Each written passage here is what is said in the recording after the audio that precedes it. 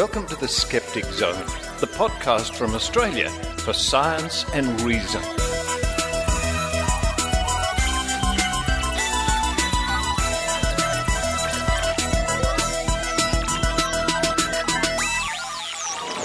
Hello and welcome to the Skeptic Zone for Sunday, the 3rd of November 2013. Richard Saunders here with you, coming live from the Festival of Mind, Body, Spirit, or of course, as we call it, Mind, Body, Wallet. Very crowded here today down in Darling Harbour in Sydney in the huge exhibition centre. Many stalls and stands. Lots of people are about. Hello, the science of spirituality. Who knew it was a science? Spiritual healing, which means just holding your hand above somebody for no apparent reason. Orgone Effects Australia selling devices to save you from naughty energy, which I might check back later on. And all sorts of other things. I'm going to wander around here and I'll report back a little bit later in the show. But coming up on this week's episode of the Skeptic Zone, more of Maynard. Maynard at the recent Skeptic Camp, talking to some people, Kate Allway and Robin Hilliard, about various interesting skeptical matters, including aviation. Also, my report about the recent Young Scientist of the Year Awards. I was very honoured to go down and present some awards down there. And yes, I couldn't help it. In fact, I was requested to, but I had to do it. I had to bend a spoon. That's a tough life. Anyway, that report coming back on, and more information about the wonderful program that is the Young Scientist of the Year. Of course, we have Week in Science with Dr. Paul Willis from the Royal Institution of Australia, which is, of course, very popular. A bit later on in the show, more information about the upcoming Australian Skeptics Convention, some more information about the wonderful fringe events we have going on down there. And I've been told there are less than 20 tickets now. Less than 20 tickets for the convention. Now's the time to book. Anyway, while I wander around this maze of people and what's this? Coffee. Oh, hello, can't be all bad. And psychics. Oh, well, there you go. I'll do that. I'll report back later, and I hope you enjoy the Skeptic Zone.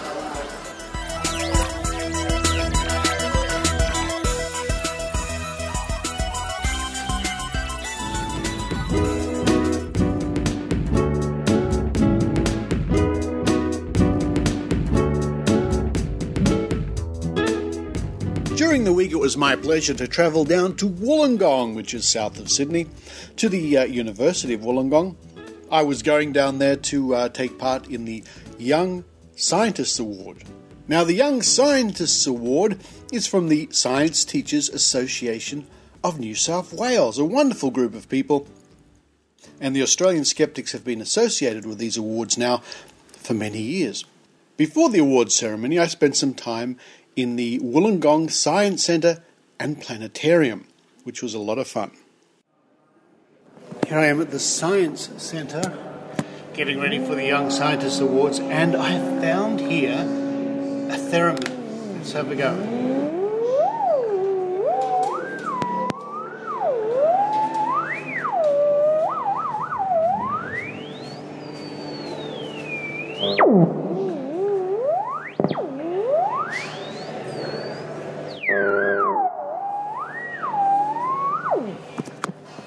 Well, not exactly the Beach Boys, but there you go.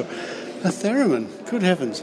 It's a nice little setup they've got here at the Planetarium and Science Centre at the University of Wollongong. There's a mechanical elephant. Oh, a dinosaur. Have to check that out. Looks like a theropod. The skeleton of a theropod, anyway. Very nicely displayed it is too. With, around the corner here, a replica of Archaeopteryx. I look above me and I see an early box kite, which could have been a prototype for the flyer. And they've got one of these interesting pendulums here, which rock back and forth and to show that the Earth is spinning and knocks over various dominoes as it goes. An exercise bike to test your power output. All sorts of weights and... Oh, a little robot. Oh, a little robot press. It's a little robot inside a glass dome. Poor little thing. It's got... looks like eyes. It's like a rat in a cage. Just bumping back and forth. Bug brains, it's called. Coming over here to the back of the room. What do we have? Oh, it's one of these Jacob ladder electrical devices. And next to it is one of the one of those things that 7 of 9 used to sleep under to regenerate. A plasma sort of thing. This is a little hidden treasure here for Wollongong people. Come to your planetarium. We've got a vortex here spinning away in water. Oh, it's just stopped. A giant clock here. I better go upstairs and check out the nanotechnology exhibition. Oh, on my way up the stairs, there's a current population clock of the world.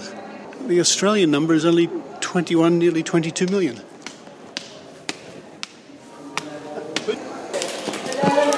That strange sound you can hear.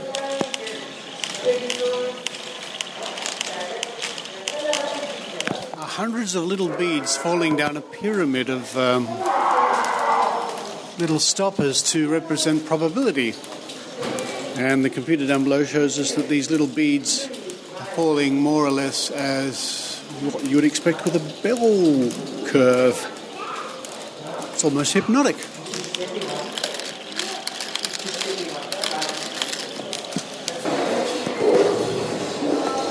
Right, so a little bit later on, the whole place is alive with all the guests and students here for the Young Scientists Award. I'm back at the big pendulum now, knocking over the dominoes. There's a graph over there. It looks like it's a seismic measuring device. It's really nice to see this area full of people. The robots are at it again, bouncing around their little enclosures like rats in a trap. And I can play with the robot here and pick up blocks.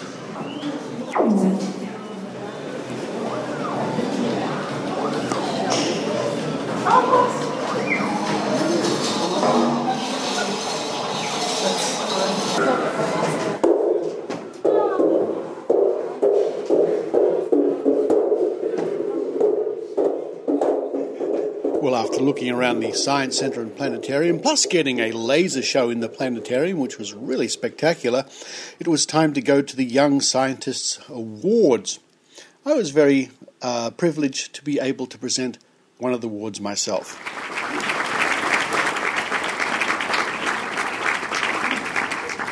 I'd like to invite to the stage Richard Saunders of the Australian Skeptics to come to the front and say a few words. Mr. Saunders will also present the Special Recognition Awards in the Scientific Investigation section. Mr. Saunders?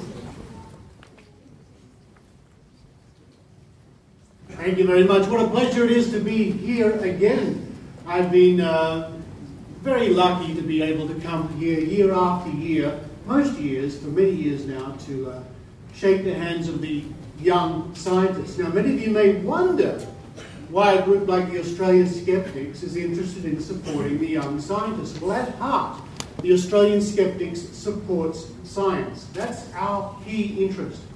But, we have so much fun. We get to look for ghosts. We really do, and monsters and UFOs and all that sort of stuff. And many years ago, and this is why the Skeptics really got going, there were people going around the world claiming they could do things that science couldn't explain. I'm going to show you an optical illusion. It's an old one, but it's a good one. With a spoon. Somebody requested I bring a spoon here today. It's just a normal spoon, but there's a great optical illusion some of you may have seen with a pen. If you hold a pen like this, and you give it a little wiggle, it can look like it's made out of rubber. So bear that optical illusion in mind. I'm going to show you what people used to do to trick other people. Remember, it's an optical illusion. So we get this spoon, which I got from the catering shop. I hold it like this, give a little grub here, and I think to myself, I want this spoon to melt and bend in my hands against the laws of physics. Here we go. And if you concentrate, you will actually think you're seeing that spoon start to wiggle. It's such a strong illusion. If I just do that, see that? You can see that wiggling, yeah? Yeah? Now, of course, spoons can't do that. And we know now it was only an optical illusion, because you can't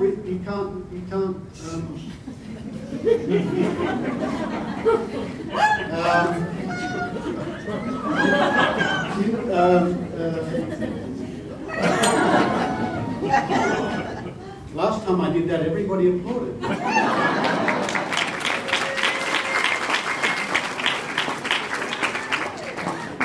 That's for you.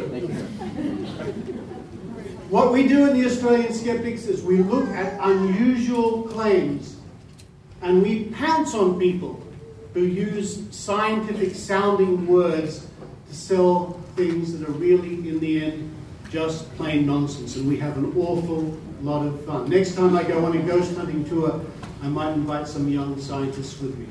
Thank you very much.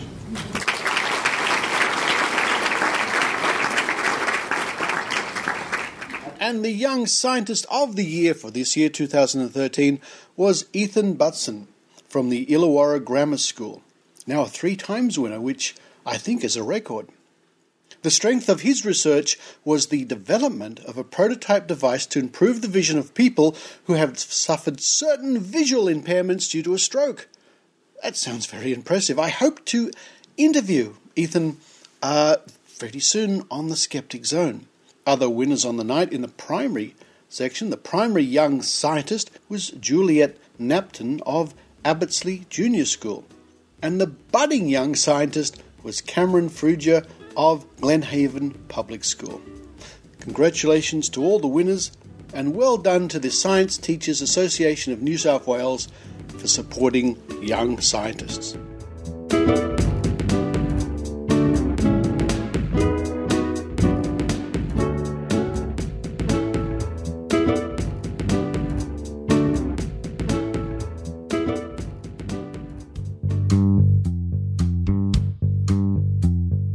Mystery Investigators show for high schools, using science to investigate the strange and mysterious. Spoon bending, firewalking, a bed of nails, water divining, astrology, false memories. How do you use the scientific method to investigate and explain these strange and amazing claims? The Mystery Investigators show is a fun interactive hour of science and magic. If you're in the Sydney area, visit www.mysteryinvestigators.com to find out more and for bookings. The Mystery Investigators, using science to investigate the strange and mysterious.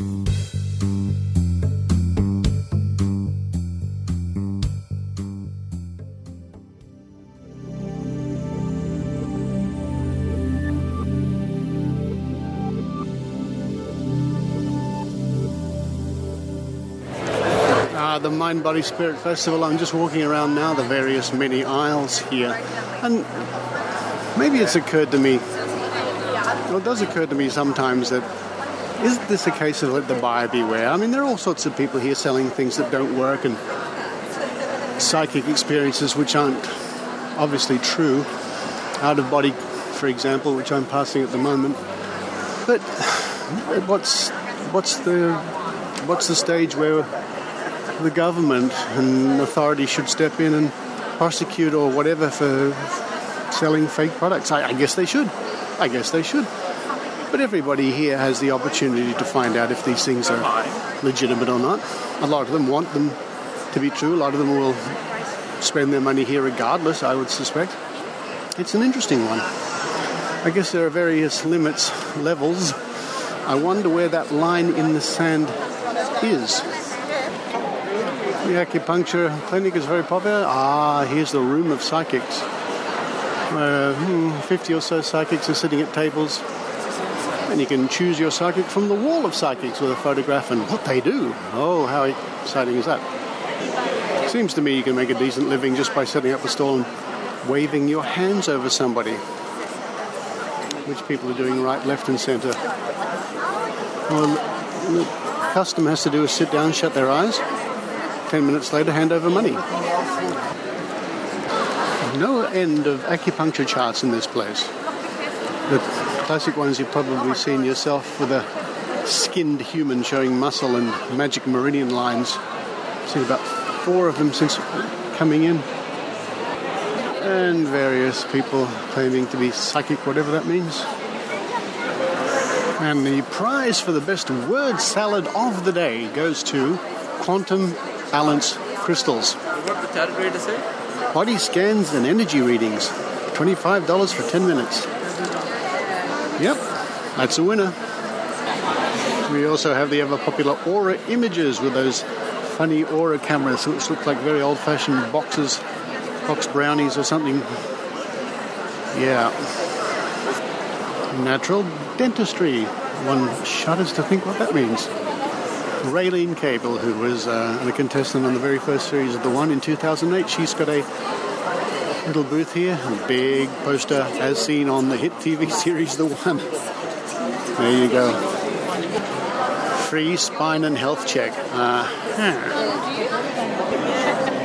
Yet to see someone doing the body balance tricks with the power bands or anything like that, but I still haven't seen everything yet. Well, still something I can't quite get used to. Harmony cone ear candles, and there's a woman lying down with a candle stuck in her ear, and the other side is blazing merrily away.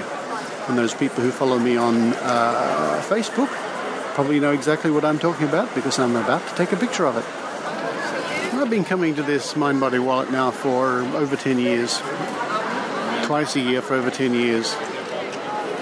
And, yeah, sometimes I must admit the frustration is really apparent, because I'm passing all sorts of people paying good money for all sorts of services which, by the laws of nature and physics, can't possibly work.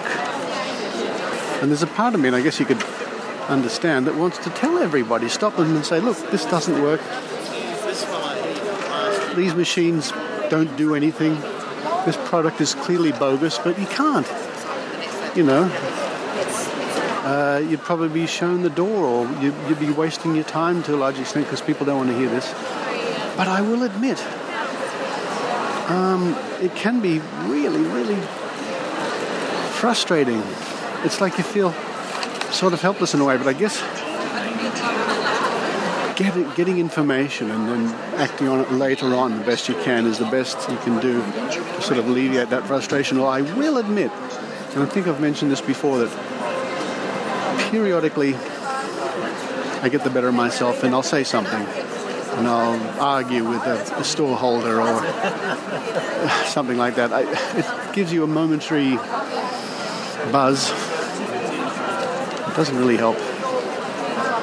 But it doesn't really, in the end, it doesn't really achieve much, I don't think. Still, we're all human, and as a sign I'm passing says, you were not born to suffer.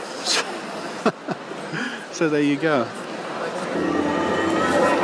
Well, I guess it's a bonus because there's nobody here doing kinesiology tests, as in the ones with the arm tests and the rubber bands and selling pendants and making yourself weak or strong or whatever the case may be. The years before there would be numerous people doing those sort of things, but they seem to have gone. So I guess that's a plus. There's something good to report.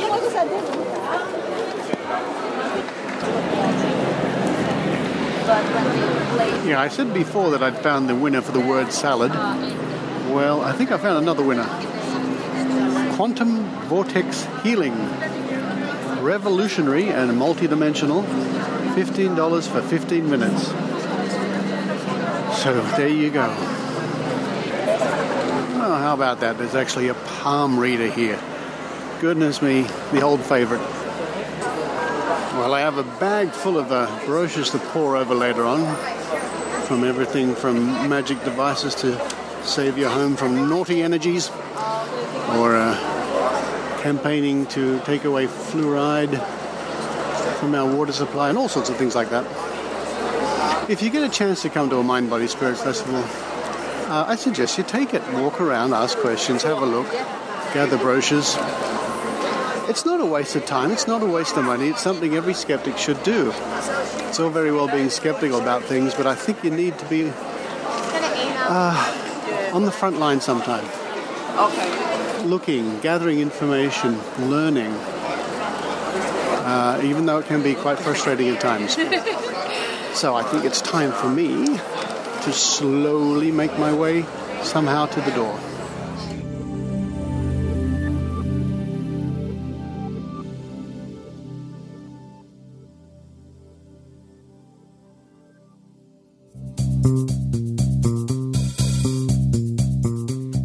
Hey, this is Jay Novella from the Skeptic's Guide to the Universe podcast. Did you know that there are thousands of skeptical reports, interviews, and investigations going back to 1981, free to download? Just visit www.skeptics.com.au. Click the publications link and enjoy almost every back issue of The Skeptic, the journal from Australian skeptics.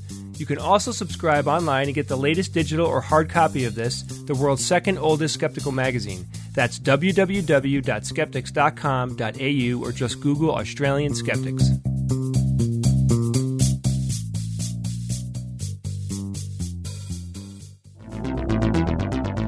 This week in science, we saw reconstructing lost lumberings, the tail wagging the dog, and forests respond to global warming. And what is that?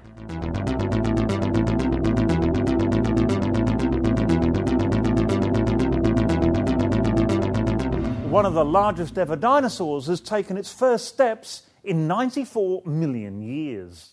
Paleontologists scanned a 40-metre-long skeleton of Argentinosaurus and used digital modelling to recreate it walking and running. These impressive animals are not like any creature alive today, which creates a lot of misunderstanding about how they could have moved. The new study clearly demonstrates that this 80,000-kilo dinosaur was able to stroll across South America at about 8 kilometres an hour. Have you ever wondered how ticks get under your skin? For the first time, researchers videoed and analysed how a tick attaches to the skin. It uses a ratchet-like mechanism, where two mouthparts move alternately, to generate an anchor point. It then uses a breaststroke-like motion to insert a barbed spike, allowing it to stay attached for up to a week. And yes, this is very gross. Traditional swaddling of babies may lead to hip problems later in life. Those brain-training games, apps and websites may improve your memory, but not your intelligence. Forest canopies grow denser over time, buffering lower-growing plants against global warming. And dogs respond differently when their mates wag their tails to the right than when they wag them to the left, which is thought to signify different emotions. That's it for this A Week in Science. I'll see you back here next week.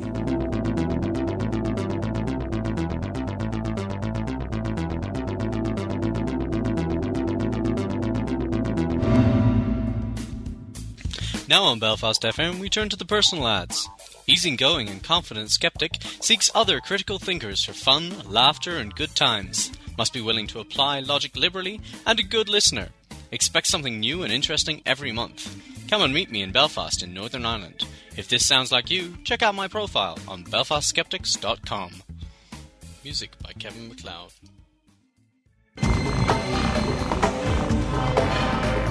Here's Maynard's spooky action at a distance.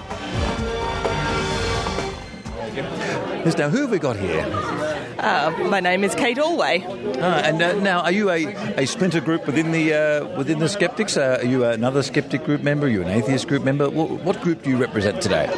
I get involved in atheist groups, allied. And now, are there many familiar faces here? Are Skeptics usually atheists? Generally, it's certainly this group, which is lovely. I've been coming for 3 years because I'm with the UTS Atheists and we actually sponsor by booking the rooms. So this is a great group that we're very happy to be involved with because, yes, most people are atheists. If they're not it's not a big deal. People understand when I talk about atheist issues very much, certainly. Yes, I'd like to have a chat to some skeptics that are theists one day. I just haven't met any or any that want to have a chat. I'd like to have a chat to them about how they reconcile that. Yes, it would be very interesting. I've met a few people over the years with various views. Being involved in atheism gets people coming to you. And at the University of Technology here in Sydney, what is the biggest challenge for the atheists here in the group? Have you got a campaign of any sort going on at the moment? The biggest challenge is getting it together to get people in the same place. There are lots of people who are interested, who express that we could do great things, but getting them to do it. I mean, we're contending with the problems of the neoliberal world and the cuts in education, which make life hard for students in general. And how do you get on with the Islamic and Christian groups on campus? Great, actually. We've had several events that we've held with the Christians, with Credo here, and some of their people have regularly come to our events too. The Islamic and the Jewish groups and the Adventist group even, we've been working on organising with, but they're not quite so big and organised and huge and monolithic. Sometimes an interfaith meeting can be a lot of fun because you get to have your ideas challenged and you learn a bit about the way theists think and perceive the world, and that can only be a learning experience usually. Absolutely. Well, I'm very keen to talk to the Jewish group because they've been having issues with... They have a lot of atheists in their group, which makes sense to me. But they had a speaker recently who blamed Jewish atheists for the demise of Jewish culture or something. So they're keen to talk to us. Also, the Islamic group, we've agreed, the people I've talked to, that both groups are experiencing similar things in that we're both minorities, we're both marginalised. People think strange things about both of us, and people in each group think very strange things about the others. So, yeah, we're getting on to having a nice, well-moderated discussion that doesn't talk about what people believe, but how people came to that and what that does for us. Now, you spoke to me earlier briefly that you're getting a float together for Mardi Gras parade in Sydney, for the Sydney Mardi Gras, and you did one last year, I believe. Tell us about that. I am, yes. We've actually done 5 Mardi Gras floats. It's the Sydney Queer Atheists. We came out of Sydney Atheists, but now we're our own organisation. Anybody is still welcome to come in our floats. But it's a lot of fun. Last year was the Higgs boson that we were celebrating, so we had lots of big lanterns all lit up with subatomic particle symbols written on them, and it was great. Do you think the passing crowd got it? Some, I'd say. But they still responded very well, whether many people understood the actual point or not, and we get our name out there. We always get a lot of people from inside the parade coming up to us and saying how wonderful it is to have the atheists there. Have you got a theme for this parade, which is coming up in February, late February, March, isn't it? It is. Not yet. We're trying to figure that out. Okay. We've done Flying Free from Religion, and we've done Coming Out as Atheist. We've done a bus campaign when we weren't allowed to, when the bus companies and the billboard companies were not letting us advertise like was happening around the world. So we made our own buses out of fridge boxes and wore them down the street for Mardi Gras instead. And where can we find you online to find out more about getting involved with your Mardi Gras parade? I mean, now's your chance. Look, there's a lot of lead up to it. If you're somewhere in Australia or around the world and you want an atheist that wants to be a part of the Sydney Atheists in the Mardi Gras parade, it'd be a great thing to come. Even if you're visiting from overseas, it'd be a great way to see the city, wouldn't it, if you were here at that time? Absolutely. Okay, where are you online? queeratheists.org. Okay. That'll find everything there. Great. Yep. Thanks a lot, and have a great day at SkeptiCamp. Now, what's your vote for the cupcake camp, by the way? Have you got a vote for that one? No, I haven't decided. The blue Cookie Monster ones just looked amazing but a little terrifying to eat, so I don't know if I can vote on the taste really from just the look. So you're thinking that there's a miniature Cookie Monster in your stomach that could cause some sort of evil?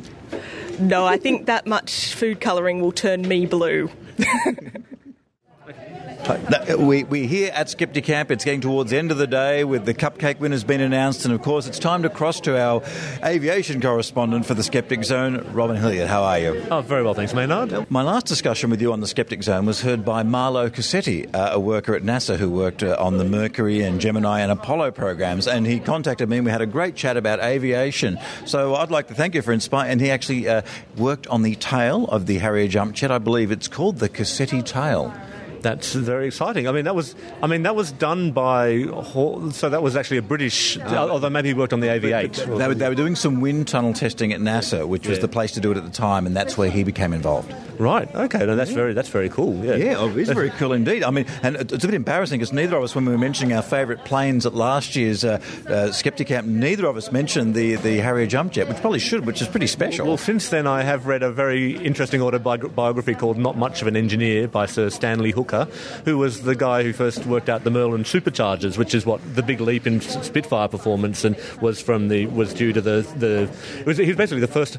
They had basically been winging it. Rolls-Royce had been winging it with testing the results of the superchargers for the races in the Schneider Trophy, and nothing much changed until he came on, and he was a mathematician who was into fluid mechanics and all this sort of stuff, and it's a fantastic story when he just suddenly realises that the people here are working on the supercharger, which is something that he was a sort of world expert in, and he went and did some sums and came back a few weeks later, and they all of a sudden it moved from an art into a science, because when they went to test the next supercharger set up for the Merlin, it was perfect. It came out to within a few 1 or 2% of what he predicted mathematically. And of course, where would the Mustang, the great American aircraft, be without the British Merlin engine? It would have been flying with an Allison engine at much lower level. Yes. And look, what skeptically has tricked you in aviation lately? Has there been any incident? Has there been any black box incidents that are worth mentioning? Because I must remind you, listener, that Robin, he does read the black box literature. I do read from that side, although unfortunately the Crash comics released in Australia have just gone to electronic only format, which is very sad, because we used to have Aviation Safety Digest and then Aviation Safety. It's now no longer in print, so I suppose it's the way of the world, and so I get the emails, but I don't get to read them as often. Any incidents worthy of note? The annoying things for me at the moment with my head in UAV land are that UAV landing on the Harbour Bridge South Pylon just before the fleet came in, and also a few people being killed by radio-controlled helicopters and stuff over in the US recently. These are helicopters. They fell out of the sky onto them? These generally they tended to be people who were operating a helicopter very close to bystanders and other people, and managed, including a really horrible situation where a baby was killed by a remote-controlled helicopter. Yeah. Now, I believe that is illegal in this country. Wouldn't that be illegal in America as well? Yeah, it is. It's just. I think what's happening at the moment is it's the copters and things. I suppose since I've got a bit of an audience at the moment, just please be very sensible if you're going out there and buying one of these quads at the moment. They are just think of it as a little flying lawnmower or a whippersnipper. People do get injured by them, and you have to, even though they're a toy, you have to start thinking of them the same way pilots think about operating real planes. There is a potential to actually really hurt or kill people. Because people can put camera mounts on them and fly them over surfing beaches and things like that, which is reasonably okay. But once is it over any people or over a certain crowd you aren't allowed to fly them over? Oh, well, there's actually rules. I should actually know these. The model, I think it's within something like 30 model aircraft. They have standards. These aren't actually CASA rules. These are what the Australian Model Aircraft Association, forgotten the exact acronym, does. But their general rules about 30 metres from a crowd, and 9 metres. There's another 9 metre rule, I think, for hovering helicopters. It's basically just to give everybody a chance to run if something goes seriously wrong. And and you do have these quite powerful. Some people, electric engines. Oh, that's not very powerful, but they are very powerful engines. And look, if some of them have a digital single lens reflex camera on them, if you had that, even a plastic one, drop from a height of 9 metres, it's going to hit you on the scon pretty hard. Yeah, there is that thing, but I think the main sort of damage people are getting has been actual damage from rotors and props. Okay, so stay away from small plastic props. Just be sensible when the toys are powered by very powerful electric motors. And what's been your takeaway message from SkeptiCamp 2013? I'm just incredibly proud of Alison Gaylard and the work that they've been doing up in the Northern Rivers with the pro-vaccination work they're doing up there. She's a fantastically good person and brave. This has made me think about getting a pertussis vaccine from a shot for myself, and I'm just wondering, someone my age, not always having contact with children, is it something I should get? My understanding is yes. I have to admit that I haven't myself, and you have reminded me that I should be thinking about doing that as well. Yeah. Look, maybe next year someone could come along and shoot up a couple of us. Yeah, we could all sit and be out here and just sitting in the corridor, leaning against the wall and groaning, holding our eye. Oh, no. No, it's just sort of like... No, it's not Saturday night yet, Robin. No. You just gave me an image, which was rather amusing. We'll see you next year. Cheers, Maynard. That's our avian correspondent about birds.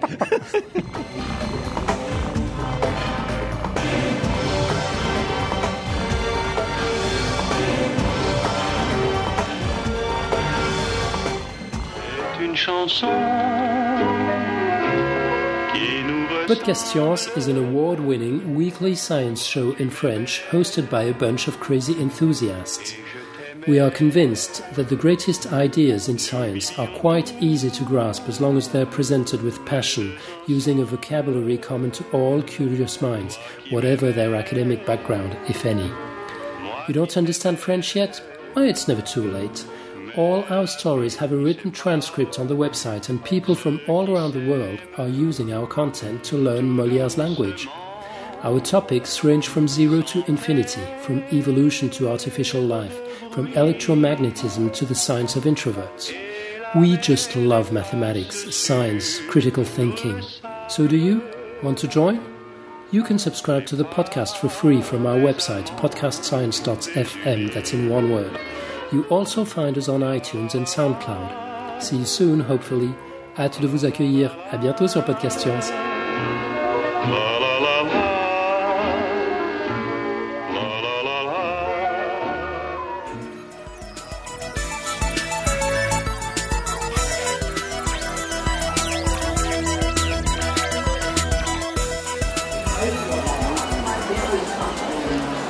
Thank you for listening to the Skeptic Zone. While I wander the endless pathways of mind, body, spirit, mind, body, wallet. Oh, hello, free posture check. Ooh, I bet we know what that is. And thank you again to those people who chip in and contribute. In fact, we've paid now for Maynard's hotel room and his breakfast. How good is that? Some very generous donations came in. And also, if you check out SkepticZone.tv, you'll see up for bid to help the Skeptic Zone is a poster signed by all sorts of famous skeptics, including James Randi, DJ Grothy, Michael Shermer, Eugenie Scott, myself, Maynard. Lots of people. Check it out. Up for bid. Something you might want for your collection. I wonder if I'll ever make it out of here. But for this week, this is Richard Saunders signing off from the Mind Body Wallet Festival at Darling Harbour, Sydney, Australia.